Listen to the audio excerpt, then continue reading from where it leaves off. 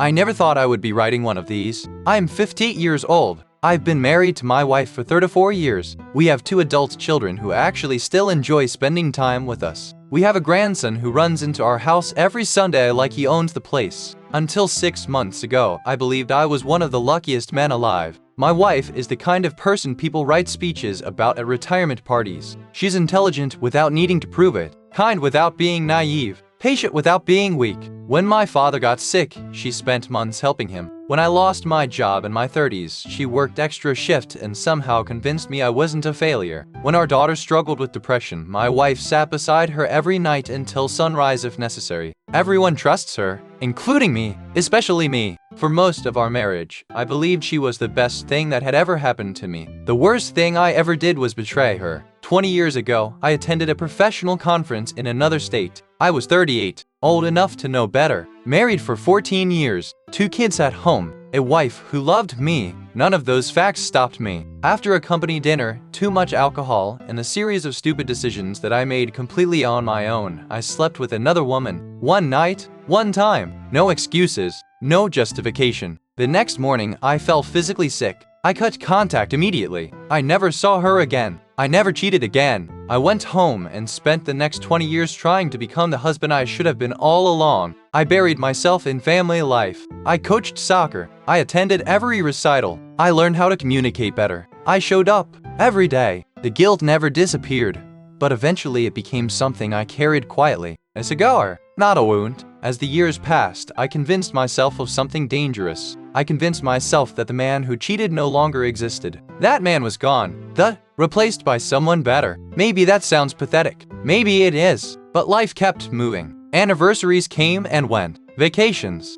graduations, birthdays, Christmas mornings. Thousands of ordinary moments that slowly formed a life together. And because nothing happened for 20 years, I started believing nothing ever would. Then, last November, a stranger called my cell phone. A young woman, maybe 20 years old. She asked if I had attended a conference in Denver in 2006. I remember laughing, not because anything was funny, because something deep inside me instantly knew my life was over. Then she said 6 words that still wake me up at night. I think you're my biological father. And that was only the beginning. The strange thing is that when your life explodes, there isn't always a dramatic moment. No music, no shouting, no lightning strike from the heavens. Sometimes you're just standing in your kitchen holding a cup of coffee while a stranger calmly dismantles everything you've spent 20 years building. The young woman introduced herself as Emma. Not her real name, obviously. I've changed every name in this post. She sounded nervous. I sounded terrified. The conversation lasted less than 10 minutes, long enough to destroy me. According to Emma, she'd recently taken one of those genealogy DNA tests as a birthday gift from friends. Nothing unusual. Thousands of people do it every day. She expected to learn about ancestry, maybe discover distant cousins. Instead, the results connected her to people she couldn't explain, including my son, my actual son, the son I erased. The son who was now 32 years old. Emma initially assumed there had been some mistake. The company reran the analysis. Same result. Then she started building a family tree. That's when she found me. Or rather, she found enough pieces to suspect me. The conference location,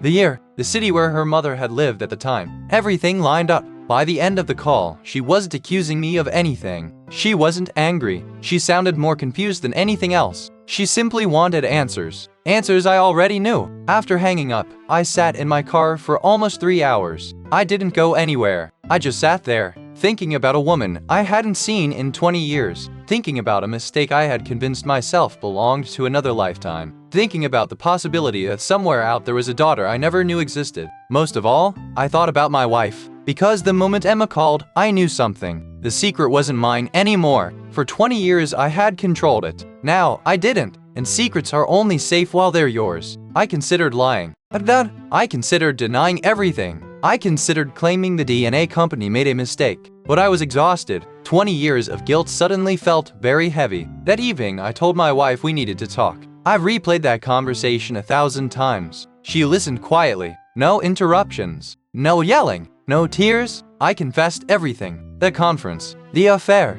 The phone call. All of it. Then I waited for my marriage to end. Instead, she asked one question. Just one. Is there anything else you've hidden from me? I said no. I meant it. At the time, I genuinely believed that was the complete truth. My wife stared at me for a very long time. Then she nodded once. A tiny movement, almost invisible. Later, I would realize that was the exact moment she stopped trusting me. Not because of what happened 20 years ago, because she no longer believed she knew who was sitting across from her. The next morning, she agreed to meet Emma. Neither of us had any idea that Emma was bringing something with her, something her mother had left behind before she died. A sealed envelope with my name written on the front, and a date from 20 years earlier, a date that should have been impossible. 3 days later, Emma came to our house. I don't know what I expected. Maybe anger, maybe accusations, maybe some dramatic confrontation where everyone shouted and cried. Instead, it felt like 3 nervous strangers meeting for coffee. Emma looked so much like her mother that I recognized it immediately. The shape of her eyes, the way she tilted her head when listening, features I hadn't seen in 20 years suddenly standing in my living room. My wife noticed too. I could tell. She didn't say anything. She was still being polite, still being gracious, still somehow treating everyone in the room better than I deserved. We sat at the dining room table,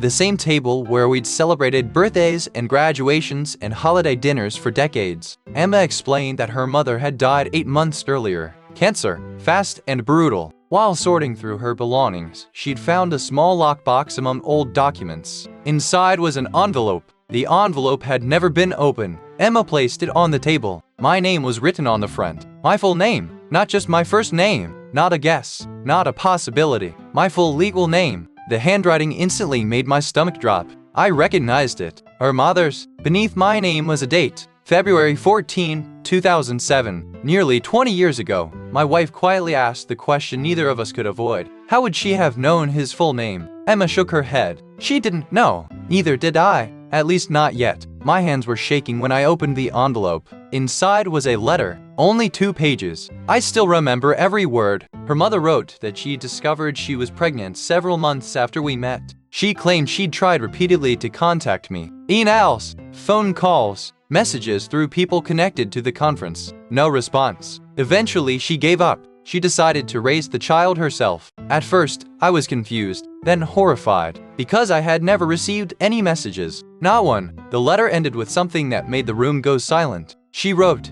"If you're reading this, it means Emma found you. If she did, then she deserves to know that I tried. Whatever happened, I tried." My wife looked at me, not angrily, not even suspiciously, just confused. "Did she try to contact you?" "No," I answered immediately, because it was true. I never received anything. Nothing. Emma believed me. At least I think she did. My wife wasn't so sure, and honestly, I understood why. For 20 years, I'd hidden one enormous truth. Why would anyone automatically trust me now? But the strangest part wasn't the letter. It was what fell out afterward. A photograph. Oh, find it. Taken at the conference. I was standing with a group of attendees, maybe 15 people. Normal corporate event photo, except someone had circled one person in red ink. A man standing directly beside me. A man I hadn't thought about in nearly 2 decades. When my wife saw his face, she went pale. Actually pale, as if she'd seen a ghost. Then she whispered a name I hadn't heard her say in years. And suddenly the room felt colder, because the man in the photo wasn't a stranger to her. He was her college boyfriend, the one she'd once been engaged to marry. And somehow, against all logic,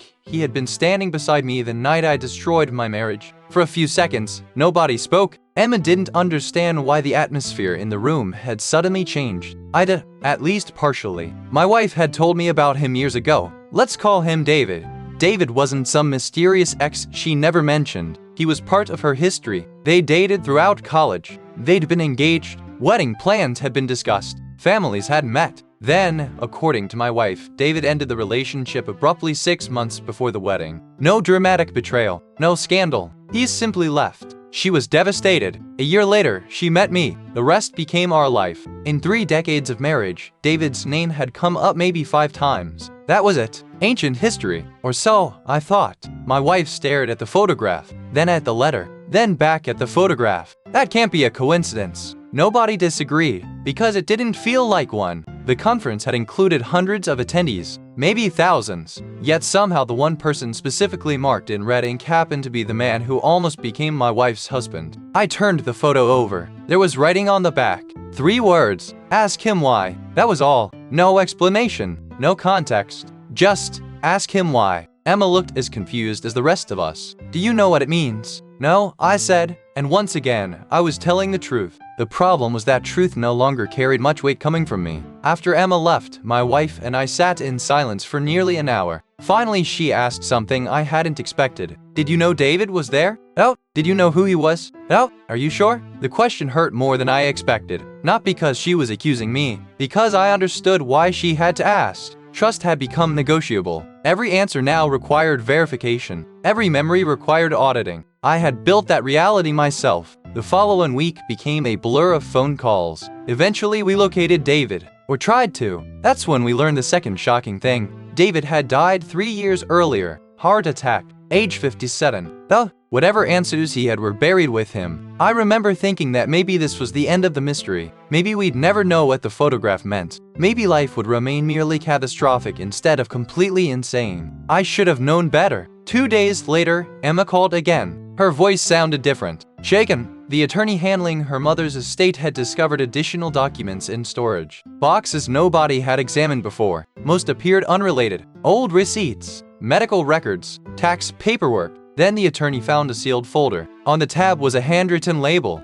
My name again. Inside the folder were copies of emails, dozens of them. Messages her mother claimed she had sent me after learning she was pregnant. Messages I never received, but that wasn't the disturbing part. The disturbing part was the destination address. They weren't sent to my email. They weren't sent to my work account. They weren't sent anywhere I had ever used. They were sent to an address registered under someone else's name. Someone who had apparently been receiving every message intended for me. Someone connected to that conference. Someone connected to the photograph. Someone connected to David, and according to records attached to the folder, he had kept them all. At this point, I stopped reacting the way normal people react to bad news. There has to be a limit to how much chaos a person can process before their brain simply shrugs and says, of course. Why not? A secret daughter, a dead former fiancé, a mysterious photograph, hidden emails. Honestly, by then I was expecting someone to tell me I had a secret twin. The attorney forwarded copies of the documents. I spent hours reading them. Then I spent hours wishing I hadn't. The emails began shortly after Emma's mother learned she was pregnant. The first ones were cautious, polite. She explained the situation, asked me to call, asked if I wanted to know,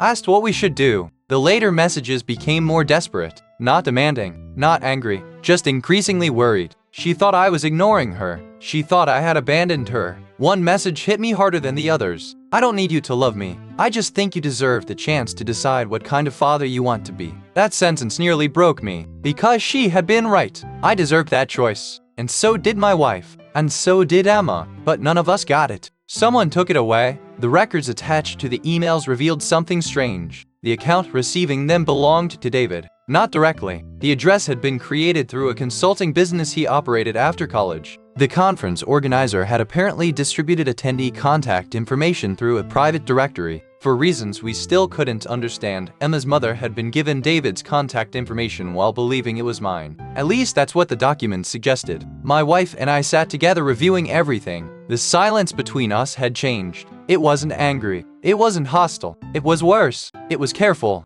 like two people navigating a frozen lake, unsure which step might break the ice. Finally, I asked the obvious question. If David got these messages, why keep them? My wife stared at the screen. I don't know, but she sounded unsettled, very unsettled. Then she admitted something she'd never told me before. About 6 months before their engagement ended, David had become obsessed with coincidences, patterns, connections, theories. He believed events happened for reasons. He kept journals documenting relationships between people who didn't know one another. At the time, she dismissed it as eccentric. Now she wasn't so sure. The next discovery arrived a week later. David's younger sister contacted us. She'd heard people were asking questions. She still possessed several boxes of David's personal belongings. Most had never been opened after his death. She offered to let us examine them. My wife and I drove there together. The trip lasted 4 hours. Neither of us spoke much. When we arrived, the boxes were waiting in a garage, dust-covered,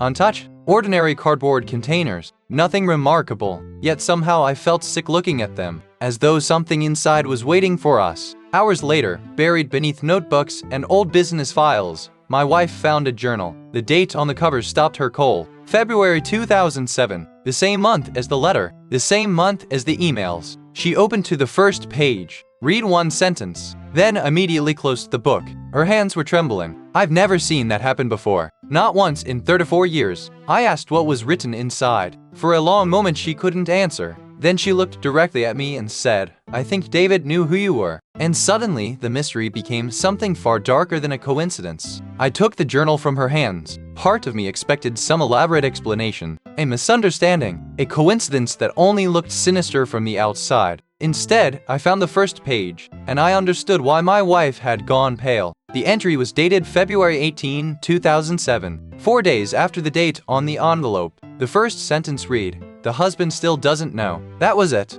No names, no explanation, just those 5 words. The husband still doesn't know. I sat there staring at the page while my pulse hammered in my ears. Then I turned to the next entry, and the next, and the next. The journals weren't diaries in the traditional sense. They were collections of observations, fragments, notes, connections. David had written about people the way a detective builds case files. Names, relationships, timelines, chance encounters, half-finished theories. Most of it was impossible to understand until we found my name. There were 6 pages about me. 6 pages written by a man who should never have known I existed. My wife read over my shoulder. Neither of us spoke. According to David's notes, he had recognized my wife's surname while reviewing conference attendee information. Not my surname, Earth. At first, he apparently believed it was a coincidence. Then he investigated further. Eventually, he concluded that I was married to the woman he'd once planned to marry himself. And for reasons that still make me sick, he became interested. Very interested. The entries grew increasingly disturbing. Not threatening, not violent, just obsessive. He tracked career changes, home addresses, public information, professional achievements. He wrote about us as if we were characters in a story he was following from a distance. My wife looked horrified, not because she still loved him, because she realized the stranger had been quietly watching pieces of our life for years. Then we found the entry that changed everything. It was written several weeks after the conference. 1 paragraph. That's all. I remember every word. The woman from Denver keeps trying to reach him. I haven't corrected the mistake. I stopped breathing, literally. For a moment, I forgot how. The woman from Denver, Emma's mother, the mistake, the emails, the wrong address. David had known. He had known the messages weren't intended for him, and he never said anything. There was more, much more, but somehow the next sentence was worse. Perhaps some doors should remain closed. My wife stood up and walked outside. I didn't follow her. I couldn't. I just sat there holding a journal that had rewritten 20 years of history. For the first time, a possibility emerged. What if Emma's mother really had tried? What if I truly never knew? What if a man I'd never met had quietly redirected the course of multiple lives? Not to help himself, not for money, not for revenge, simply because he decided he had the right to choose. The irony wasn't lost on me. For 20 years, I had stolen my wife's ability to choose by hiding the affair. Now we were discovering another man who had stolen choices from all of us. Hours later, as we continued searching the boxes, David's sister found something she'd overlooked. A flash drive, unlabeled, forgotten inside an old notebook. We almost ignored it. Almost. Then she mentioned that David backed up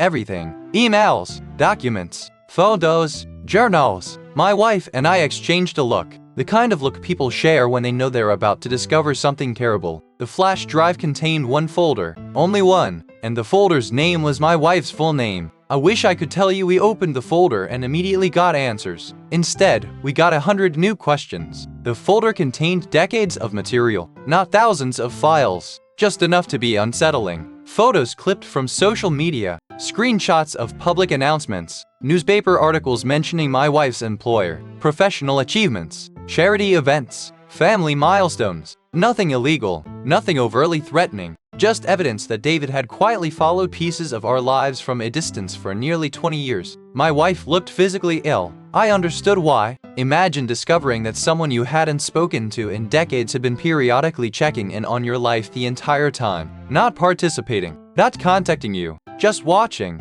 Then we found the audio file, a single recording, created in 2021, 2 years before David died. The file name was simple, for whoever eventually asks. I remember laughing when I saw it, not because it was funny, because by then life had become absurd. Of course there was an audio confession. Of course! We played it in David's sister's garage. His voice was older than my wife remembered. Tired, measured.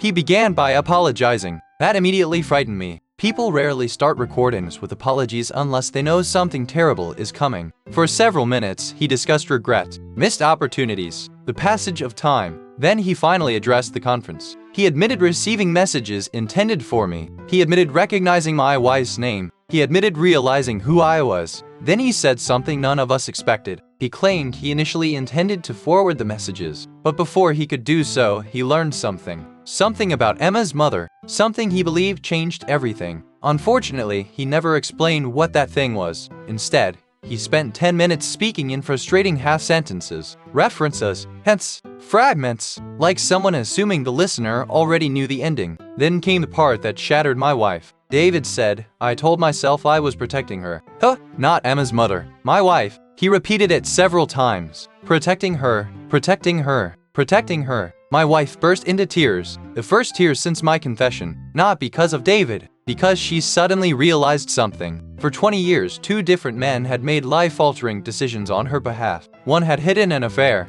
the other had hidden the truth about it. Neither had asked what she wanted, neither had trusted her to decide for herself. When we drove home that night, she finally said the words I'd been dreading. Not yelling, not crying, just speaking quietly while looking out the passenger window. The affair isn't what's destroying me. I gripped the steering wheel, because I already knew what came next. The lie is, I couldn't respond. There was nothing left to say. She continued, if you told me 20 years ago, maybe I would have left. A pause, maybe I wouldn't have. Another pause, we'll never know. That hurt more than any accusation, because she was right. I had stolen that future from her. The possibility of forgiveness, the possibility of rejection, the possibility of choice itself. Weeks later, I thought things couldn't get worse. Then my son called. His voice sounded strange, careful, controlled, the way people speak when they're trying not to panic. He told me he needed to show us something he discovered while researching DNA matches connected to Emma. Something that made no sense. Something that suggested Emma wasn't the only person affected by whatever happened 20 years ago.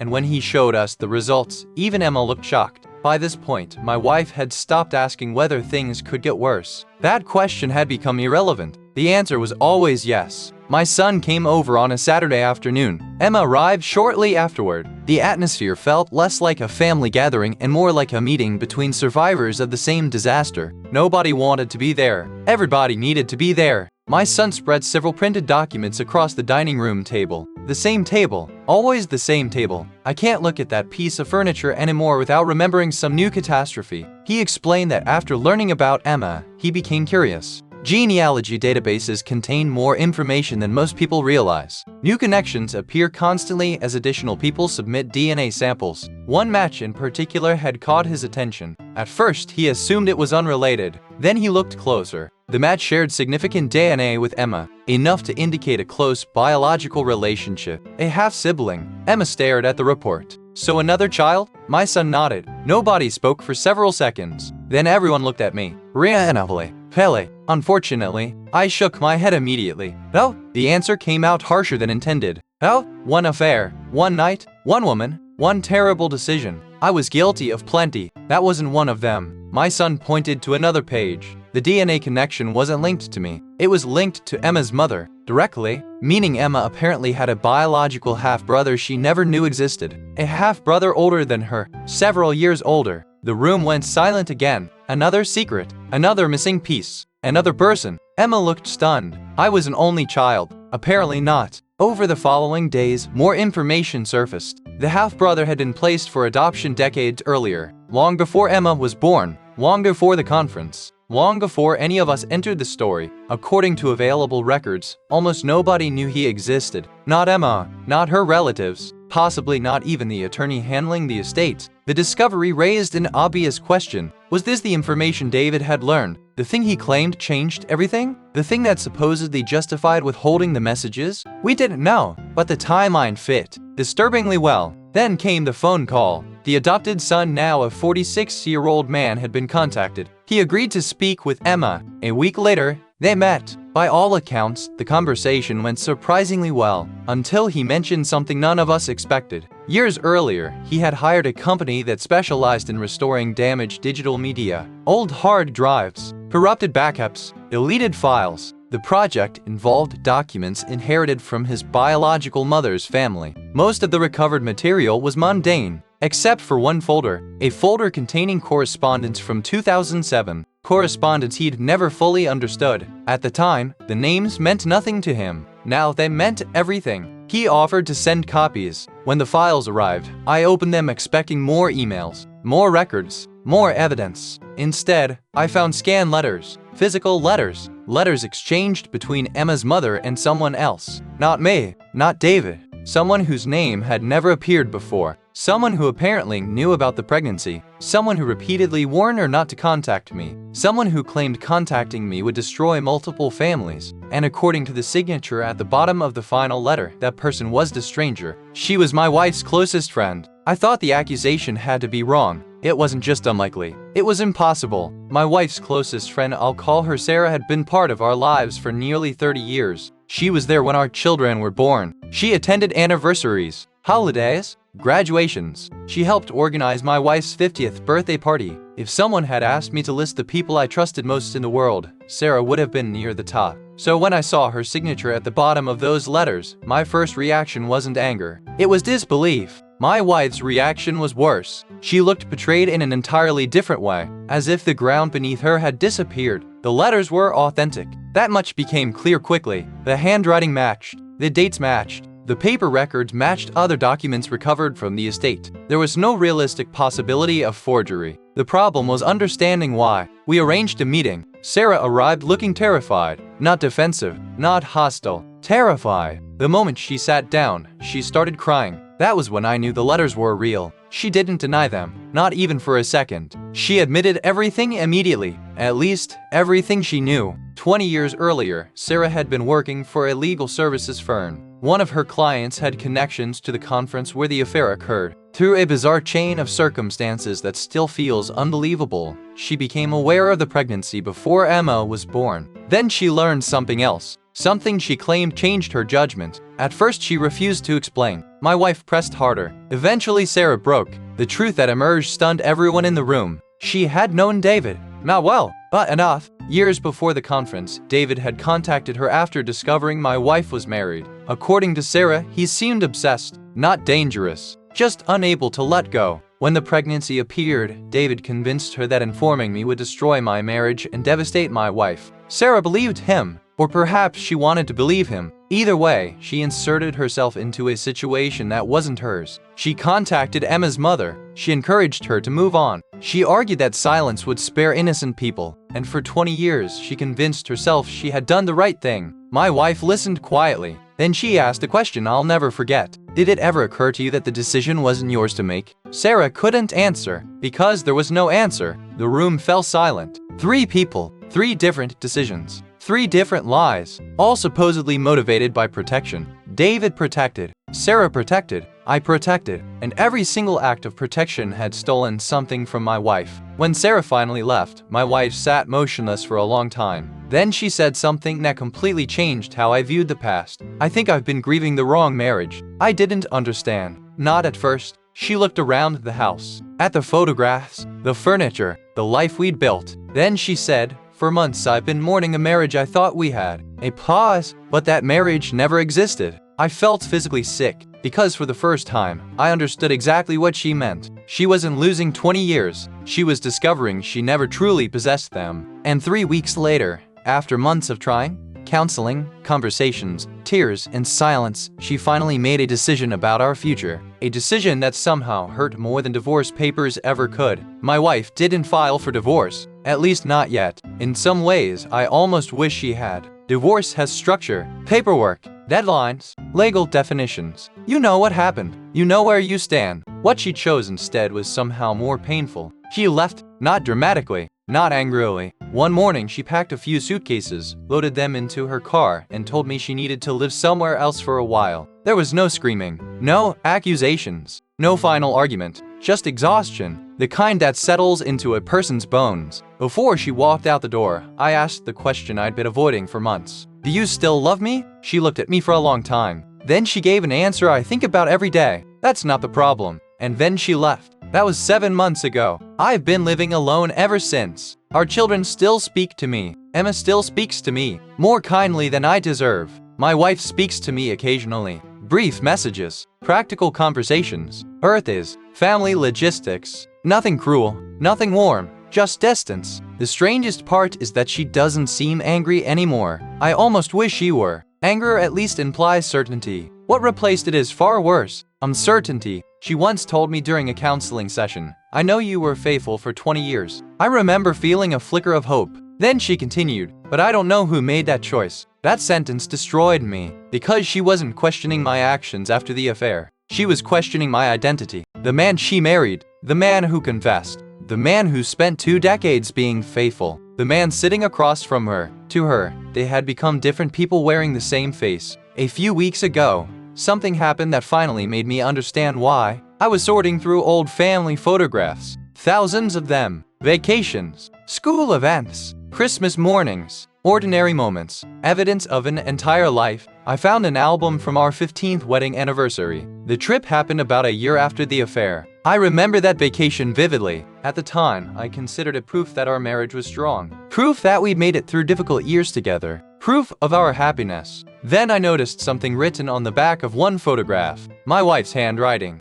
I'd never seen it before. A private note she'd apparently forgotten existed. Just one sentence, written decades ago. "I trust this man with my entire future." I stared at those words for a very long time. Then I started crying, because I finally understood what I'd taken from her. Not a marriage, not 20 years, not even a choice. I had taken certainty, the certainty that the person beside her was exactly who she believed him to be. And once certainty is gone, no amount of love can fully replace it. So now I'm sitting alone in a house full of photographs, looking at a life that was both real and somehow damaged from the beginning. My wife doesn't hate me. That's what makes this so painful. She simply no longer knows who I am. And if I'm honest, some days I don't know either. So I guess that's why I'm here. Can someone truly earn forgiveness if the consequences arrive decades after the mistake?